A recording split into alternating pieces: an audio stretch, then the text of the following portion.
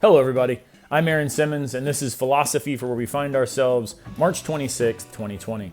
Today's topic was actually brought to my attention by some comments made this morning by some of my students.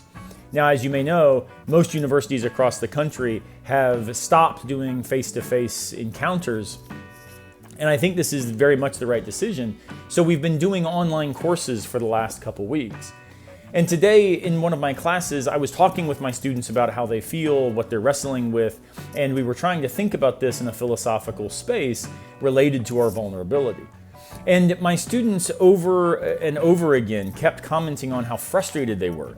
They were frustrated by the fact that they weren't able to finish the semester as they had hoped. They were frustrated by the fact that some of them were seniors and they weren't able to graduate in the way that they had been planning for years and years. Some were freshmen and they were frustrated that their first year in college had been marked by this sort of a phenomenon. I did my best to remind them that although it is frustrating and it's important to allow ourselves to be frustrated, because in our frustration we recognize that things are significant, that things matter.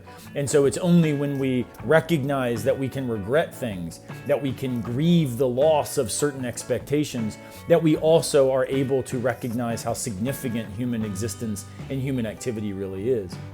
But I also tried to help them think about the fact that frustration can be something that also causes us to miss the opportunities where we find ourselves.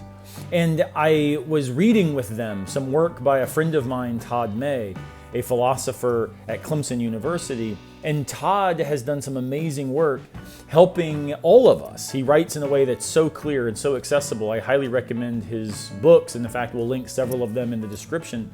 Todd's work suggests that vulnerability, that frustration, that these are in fact things that allow us to embrace the fragility of our lives and of our existence.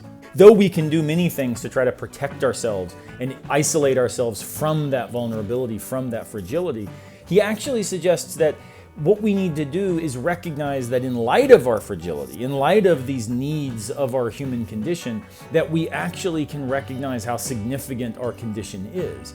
And he does this by relating our identity and our existence to what he calls a futural orientation, that we're oriented toward future expectations and future hopes, because he calls them projects.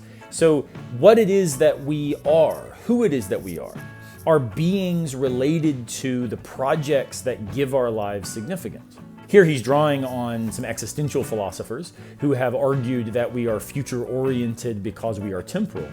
But what Todd suggests is that we've got to take the opportunities in light of frustration to rethink the projects that motivate us.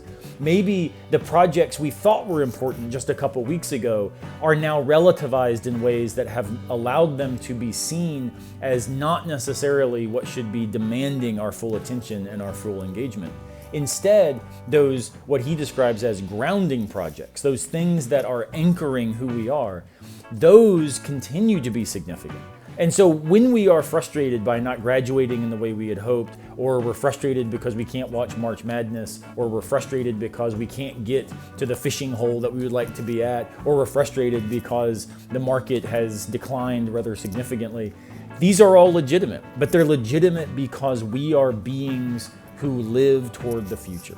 So today, let's think about what are the projects that have been frustrated because of the pandemic, and then invite ourselves to consider what are these grounding projects that remain significant despite that frustration.